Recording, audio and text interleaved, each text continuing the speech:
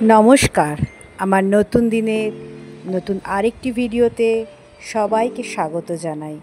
আজ একটু অন্যরকম। যারা আমার ভাইফোঁটার ভিডিওটা দেখেছেন তারা জেনে গেছেন যে ভাইফোঁটা দিতে আমি মামার বাড়ি যাই। আমার মামার বাড়িতে কালী পুজো হয়। ছোটবেলা থেকেই কালী পুজোর দিন বা তার আগের দিন মামার বাড়িতে চলে যেতাম এবং ভাইফোঁটা শেষ করে তারপরেই বাড়ি ফিরতাম। তবে এখন একটু নিয়মটা একটু বদলে গেছে। এখন আমার নিজেদের বাড়িতে কালী পুজো শুরু হয়েছে, সেই কারণে কালী পুজোর দিন আর আমার মামার বাড়ি যাওয়া হয় না। এখন আমি শুধুমাত্র ভাইফোঁটার দিনেই মামার বাড়ি যাই, ফোঁটা দিয়ে বাড়ি ফিরে আসি। আজকে ভিডিওটাতে আপনাদেরকে দেখাবো আমার মামার বাড়ির এই কালী পুজো একটা ঐতিহ্য বহন করে আসছে প্রায় 350 বছর ধরে। তাই এই পুজোর ইতিহাস, কিভাবে পুজো শুরু হলো, কাদের হাত ধরে এই পুজোটা শুরু হলো, সেটাই আজকে তুলে ধরবো আমার এই ভিডিওতে। আমার মাসির বক্তব্য থাকবে, আমার দাদা দিদিদের বক্তব্য থাকবে, কারণ তারা তো ওই বাড়িরই মেয়ে। তাই তারা যেভাবে পুজোর ইতিহাসটা জানে সেটা অন্য কারোর পক্ষে জানা সম্ভব নয়। তাই জানি না আজকে আমার এই ভিডিওটা আপনাদের কেমন লাগবে, তবে একটা ঐতিহ্যের গল্প আশা করছি আপনাদেরকে শোনাতে পারবো আমার এই ভিডিওটাতে। নমস্কার, আমি সাঁতরাগাছি রামরাজাতলার ভট্টাচার্য বাড়ি থেকে কথা বলছি। আমাদের পূর্বপুরুষের পূর্ব কথা সম্বন্ধে আপনাদের একটু জানাচ্ছি। শোনা যায় আমাদের এই হাওড়া রামরাজাতলা শহরে আমরা প্রায় 300-350 বছরের পুরনো। এই অযোধ্যা রাম চৌধুরী হচ্ছেন রাজা রামতলার প্রতিষ্ঠাতা। উনি আমাদের পূর্বপুরুষ গুরুদাস ভট্টাচার্য মহাশয়কে মেয়ের সঙ্গে বিবাহ দিয়ে এখানে নিয়ে এসেছিলেন এবং উনি এখানে এসে আমাদের এই ভট্টাচার্য বাড়ি স্থাপন করেন। তারপর থেকে আমাদের পরম্পরায় চলছে। গুরুদাসের ছেলের নাম বলবো? গুরুদাস ভট্টাচার্যের ছেলের নাম হচ্ছে অমৃতলাল ভট্টাচার্য এবং তারপরে জেনারেশন হচ্ছেন মনমতো ভট্টাচার্য, তারপরে জেনারেশন হচ্ছেন শিবদাস ভট্টাচার্য। শিবদাস ভট্টাচার্য ছিলেন আমার দাদু। তারা 8 ভাই ছিলেন এবং 8 ভাই 2 বোন ছিলেন।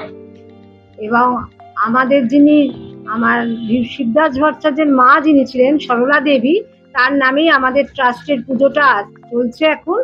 তিনি কিন্তু আমাদের এই পুজো বলুন, এই আমাদের এত বড় নিত্য বাড়িতে নারায়ণ পুজো এবং আমাদের যে বাড়ির যে একটা সুন্দরভাবে বন্ডিং ওনার হাতেই কিন্তু তৈরি, যার ফলস্বরূপ কিন্তু আজও আমাদের সেই ঐতিহ্য কিন্তু বয়ে চলছে।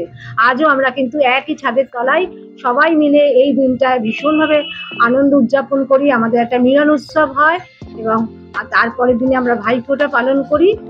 সেইভাবেই আমাদের চলে আসছে। এইটুকুনি আমি আমার তরফ থেকে বললাম। এরপর আমি আমার পরবর্তী আমি আমার পিসিকে দিচ্ছি। উনি এখন আমাদের পরিবারের সব থেকে বয়োজ্যেষ্ঠ। এ হচ্ছে আমার মাসিকে আমি জিজ্ঞেস করছি যে কিভাবে তাদের সময় পুজোটা হতো আর এখন কিভাবে পুজোটা হচ্ছে। মাসি, তুমি বলো যে তোমরা যখন ছোট থেকে এই বাড়িতে পুজোটা দেখছো তখন কি রকম ভাবে পুজোটা হতো, মানে এখন যেরকম হয় সেরকমই কি হতো? হ্যাঁ, এখন যেরকম হয় সেরকমই হতো। পুজোর নিয়ম কানুন সব আগেকার মতনই এখনকার যে প্রজন্ম ছেলে মেয়েরা করে থাকে, সেই নিয়মই চালায়। আচ্ছা, তখন এখন যেমন লোকজন আসে, তখনও কি এতই লোকজন আসতো? হ্যাঁ, আসতো বটে, আত্মীয় স্বজন সবাই আসতো। আচ্ছা, তার মানে সেই পুজোটাও কি ওই রাত্রিবেলাতেই শুরু হতো? রাত্রিবেলা হতো, পরের দিন সকাল 5-4টে হয়ে যেত পুজো করতে করতে। তারপরে পরের দিন সকালবেলা একটা নিয়ম ছিল খাওয়া দাওয়া। সেই খাওয়া দাওয়াটার ভেতর যে বলি। যারা এখনো পর্যন্ত আমার এই চ্যানেলটি সাবস্ক্রাইব করতে পারেননি তাদের কাছে বিশেষভাবে অনুরোধ, আমার চ্যানেলটা একটু সাবস্ক্রাইব করে দিন। ভিডিও শেষে আপনার মতামত লিখে জানান। পারলে একটু লাইক বাটনটাও প্রেস করে দেবেন আর একটু শেয়ার করে দেবেন, তাহলে আমার একটু ভালো লাগবে। মাসির কাছে শুনতে পাচ্ছি আমার মামার বাড়ির পুজোর বিভিন্ন নিয়মকানুন। মামার বাড়িতে বংশ পরম্পরায় এই পুজোটা হয়ে আসছে এবং বাড়ির মেয়ে বউরা ছেলেরা নিজ হাতে যত্ন সহকারে এই পুজোর তত্ত্বাবধান এবং বিভিন্ন কাজকর্ম করে এসেছেন বছরের পর বছর ধরে। বাড়ির ছেলেরা পুজোর সমস্ত বাজার করে দিত এবং বাড়ির বউরা রান্না বান্না, ভোগ রান্না, পুজোর জোগাড় সব কিছুই করতো একদম নিজেদের হাতে করে। বংশ পরম্পরায় যুগ যুগ ধরে এই নিয়মটাই চলে আসছে। আমার আজকের এই ভিডিওটা আপনাদের কেমন লাগছে একটু জানান লিখে কমেন্ট বক্সে। এখন যেরকম বাজি ভাটার একটা ব্যাপার আছে, তখন কি তখন বাজিটা এত হ্যাঁ, তখন বাজি ফাটে। তবে এখনকার প্রজন্ম তো অনেক পাল্টে গেছে, অন্য নতুন রকম হয়েছে। তখন এত ছিল না, ঠিক আছে, অনেক তখন এত মানুষের পয়সা ছিল না হাতে। কিন্তু এখনকার আন্তরিকতা ছেলেমেয়েদের হাতে হ্যাঁ পয়সা হয়েছে, তখন এত মানুষের পয়সা ছিল না। ওকে, থ্যাংক ইউ। এটা আমার মাসির কাছ থেকে শোনা হলো। এবার আমি অন্য কাউকে বলছি কিছু বলার জন্য। না, কালী পুজো তো আমাদের বাড়ির একটা বিরাট উৎসব অ্যাকচুয়ালি। মানে বাড়ির যত আমাদের রিলেটিভ আছে বাইরে যারা থাকে প্রত্যেকেই আসে, এবং আমাদের এই পুজোটা ঠিক মানে পুরো বাড়িটাকে একটা জায়গায় বেঁধে রেখেছে। মানে একদম বন্ডিং, সবার সঙ্গে সবার বন্ডিং হয়ে যায় খালি একটা এই পুজোকে কেন্দ্র করে। এবং পুজোর পরে আমাদের এই ভাইফোঁটার যে প্রোগ্রামটা, মানে আজকের দিনে ঠিক আজকের যুগে দাঁড়িয়ে এইরকম ভাইফোঁটার প্রোগ্রাম আমার মনে হয় খুব কম বাড়িতেই হয়। তার কারণ আমার পিসি 84 বছর বয়স, ভাইফোঁটার দিন কিন্তু পিসিকে আসতেই হবে, মানে না এলে রীতিমতো পিসি ঝামেলা করে দেবে। তারপরে আমার আরেক পিসি এবছরে আসতে পারেনি, তার কারণ তার পায়ে একটা ভীষণ আঘাত লেগেছে, যার জন্য আসতে পারেনি। মানে ওই পিসিও আসে। যেমন এবছরের ভাইফোঁটাতে আমাদের সব থেকে ছোট যে ফোঁটা নিয়েছে তার বয়স হচ্ছে 22 মাস, আর যে সব থেকে বড় তার বয়স প্রায় 82 বছর। মানে এই মানে 22 মাস থেকে 82 বছর সবাই একসঙ্গে ফোঁটা নিচ্ছে, এটাই একটা বিরাট ব্যাপার। না, আমরা খুব এনজয় করি কালী পুজোটাকে নিয়ে। আমরা চেষ্টা করি কালী পুজোটা যেন হয়। কালী পুজোটা হলে আমাদের ফ্যামিলি বন্ডিংটাও ভালো থাকে এবং আমরা সবাই খুব মজা করি। আমি অশোক মৈত্র, আমার মা হচ্ছে শিপ্রা মৈত্র, এই ভট্টাচার্য বাড়ির মেয়ে। এটা আমার মামার বাড়ি। এই কালী পুজো আমরা ছোটবেলা থেকে দেখছি। সেই আনন্দ উৎসব একই রকম আছে, শুধু প্রজন্ম পরিবর্তন হয়েছে। আগেও যে আনন্দ ছিল এখনো সেই একই রকম আনন্দ, এখন মডিফাইড হয়েছে খাওয়া দাওয়ারে। আগে মাটিতে বসে খাওয়া দাওয়া হতো কালী পুজো দুপুর বেলায়, এখন আমরা চেয়ার টেবিলে বসে খাই।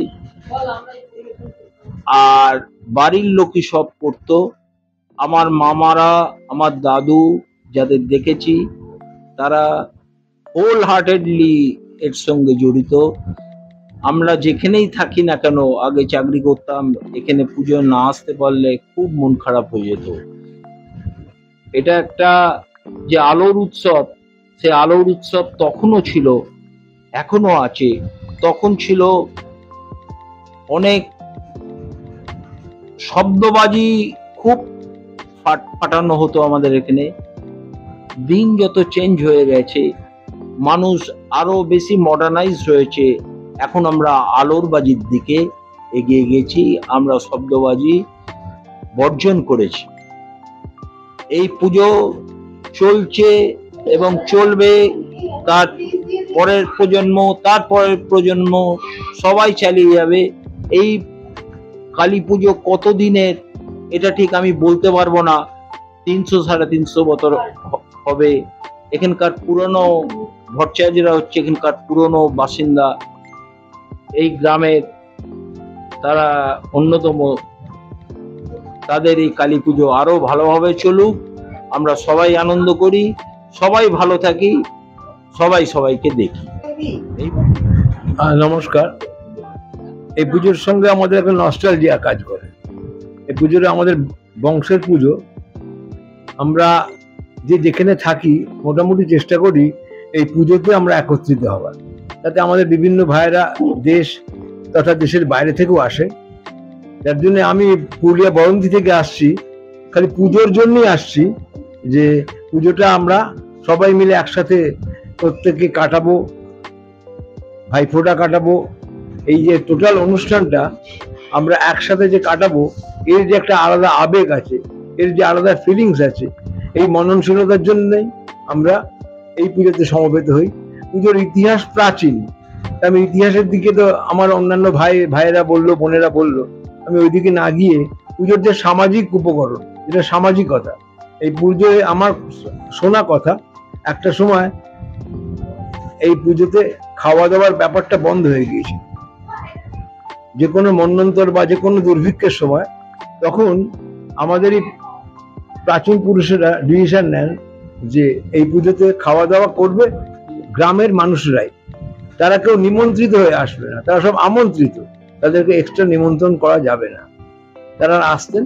পরবর্তীকালে পুজোর কিছু প্রকরণগত পরিবর্তন হয় এবং তখন আমাদের ফ্যামিলির বিভিন্ন রিলেটিভস, বিভিন্ন ছেলের শ্বশুরবাড়ি, বন্ধু বান্ধব নিয়ে এখন একটা সার্বিকভাবে একটা গণ অনুষ্ঠানে পর্যবসিত হয়েছে।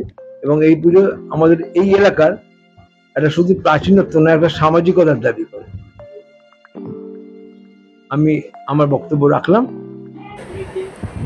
মামার বাড়ির পরিবারের ইতিহাস দিয়ে তৈরি হয়েছে আজকে আমার এই ভিডিওটি। আজকে আমার এই ভিডিওটা এখানেই শেষ করছি। আবার আসবো আগামী দিনে নতুন ভিডিও নিয়ে। ততক্ষণ পর্যন্ত সবাই সাবধানে থাকবেন, নিরাপদে থাকবেন, আমার নতুন ভিডিওর অপেক্ষায় থাকবেন। আজ তার এই পর্যন্ত, টাটা।